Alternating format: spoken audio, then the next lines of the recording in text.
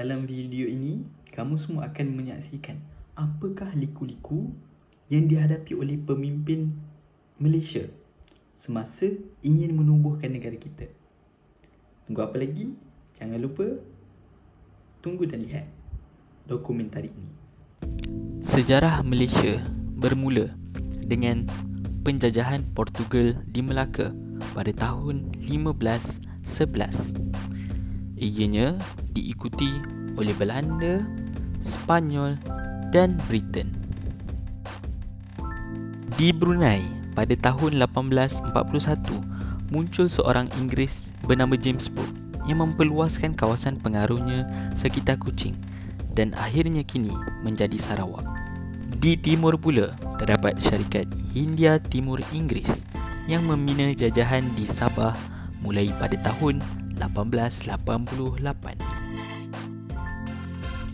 Peluang untuk memperoleh kemerdekaan semula cerah apabila Perang Dunia Kedua berakhir pada tahun 1945 akibat Perang Dingin antara negara demokratik dan komunis. Ketika itu, banyak negara sudah memperoleh kemerdekaan, iaitu Indonesia pada 17 Ogos 1945, Vietnam pada 2 September 1945, Filipina pada 4 Julai 1946.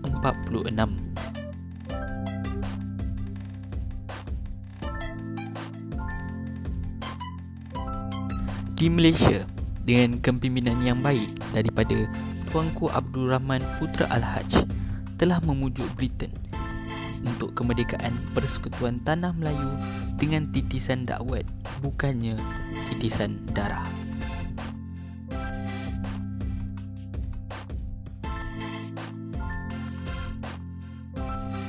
Meskipun baru 3 tahun merdeka, beliau masih berusaha untuk memakmurkan Tanah Melayu dengan mengumumkan gagasan baru di antara Persekutuan Tanah Melayu dan juga British Borneo pada 27 Mei 1961. Gagasan ini mulanya dikenali sebagai Melayu Raya dan kemudian menjadi Malaysia.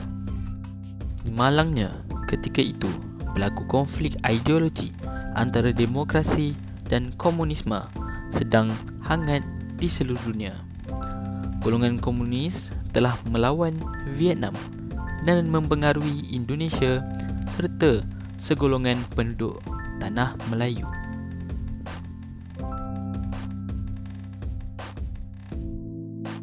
Dalam tempoh 23 hari, Sir Harold Macmillan, Perdana Menteri Britain, telah menyatakan sokongannya terhadap Malaysia Raya.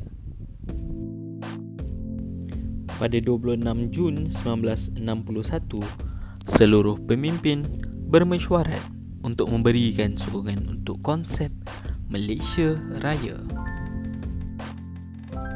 Perkara ini menjadikan tertubuhnya Malaysian Solidarity Consultative Committee.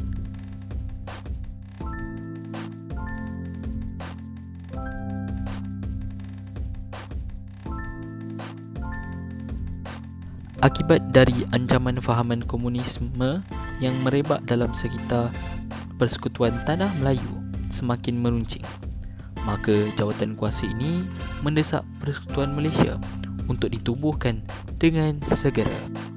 Justru itu, pada 4 Januari 1962, Kertas Putih Malaysia dan Sarawak telah pun diluluskan. Selepas itu, Suruhanjaya Kobol telah dibentuk untuk mengendalikan pungutan suara rakyat di Sabah dan juga Sarawak. Mereka telah mendengar daripada 36 pusat walaupun mendapat halangan oleh anasir komunis di Kuching, Sibu dan Miri. Pada bulan Julai, laporan Kobol telah diterbitkan di mana rakyat Sabah, Sarawak telah pun menyokong pertubuhan Malaysia. Kerana itu, 1 Ogos 1962, Tuanku Abdul Rahman dan Perdana Menteri Britain telah memutuskan pengisytiharan Malaysia akan disempurnakan pada 31 Ogos 1963. Dengan izin Allah Subhanahu Wa Taala, pada 31 hari bulan Ogos 63 kelak negara baru itu akan muncul sebagai sebuah negara yang merdeka dan berdaulat. Hidup Malaysia! Selepas itu, Dewan Undangan Negeri Sarawak segera meluluskan usul pembentukan Persekutuan Malaysia. Filipina telah membantah dengan membuat tuntutan ke atas Sabah dan Parti Komunis Indonesia menuduh Malaysia sebagai perbuatan neokolonisme.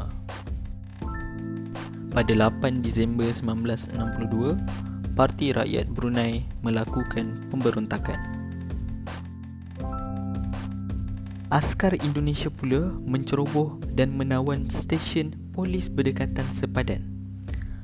Dan komunis di Sarawak mengeruhkan lagi keadaan dengan mengibarkan bendera Parti Komunis Cina. Di Bandar Kuching, suasana perang berlaku apabila ratusan askar Persekutuan Tanah Melayu dan askar Commonwealth membanjiri bandar itu. Beribu kenderaan tentera telah menyesakkan Bandar Kuching yang ceria. Jepun telah mengambil inisiatif membawa Perdana Menteri Persekutuan Tanah Melayu Tunku Abdul Rahman, Presiden Filipina Diosdado Macapagal dan Presiden Indonesia Sukarno ke Tokyo pada 31 Mei 1963 untuk perundingan damai. Tunku Abdul Rahman meneruskan diplomatik dan mendesak Britain untuk membebaskan Sarawak dan Sabah di mana hasilnya Perjanjian Malaysia.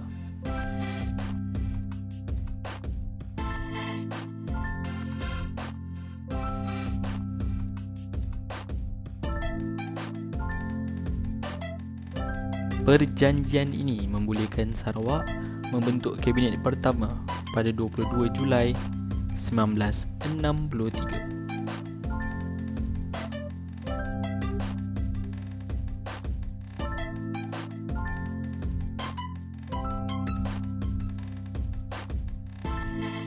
Bagaimanapun, Indonesia dan Filipina mengulangi kembali bantahan mereka di saat hari pada 27 Julai 1963, iaitu 33 hari sebelum kelahiran Persekutuan Malaysia. Dengan beraninya, Tunku Abdul Rahman membuat perundingan dengan Macapagal dan Sukarno untuk mengelakkan peperangan di Manila. Setelah 3 hari, mereka bersetuju membentuk Konfederasi Mafilindu dan meminta Pertubuhan Bangsa-Bangsa Bersatu untuk meninjau pendapat rakyat Sabah dan Sarawak sekali lagi. Oleh kerana itu, pengisytiharan Persekutuan Malaysia telah ditangguhkan kepada 16 September 1963. Pada 13 September 1963, United Nations Malaysian Mission mendapati rakyat Sabah dan Sarawak mahukan Persekutuan Malaysia. Maka pada 16 September 1963, hari Lebaran telah tiba dan tiada siapa yang dapat menghalang hari bersejarah ini.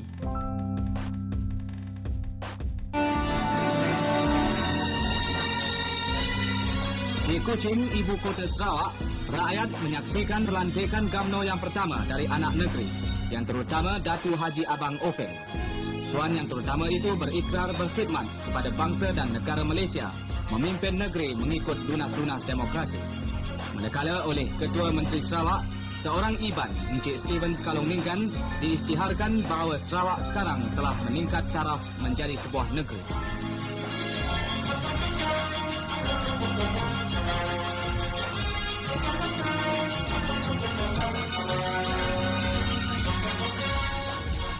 Setelah itu, oleh Wakil Kerajaan Pusat, Menteri Pertanian dan Kerjasama Tuan Haji Muhammad K. Johari memasyhurkan kemerdekaan Sarawak dari apa jua bentuk penjajahan, merdeka bersekutu di dalam negara Malaysia. Maka bermulalah sejarah baru negara Malaysia. Itulah liku-liku dalam membentukkan negara Malaysia kita yang tercinta. Maka kerana itu, sanan saya, sayangilah negara kita.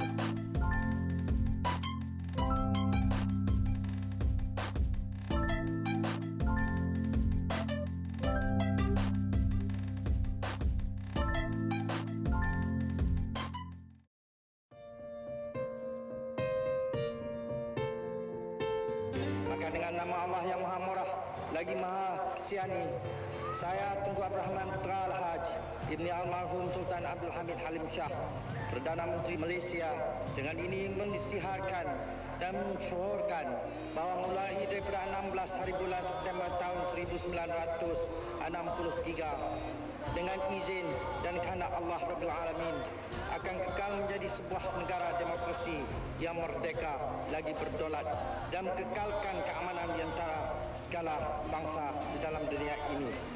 Merdeka!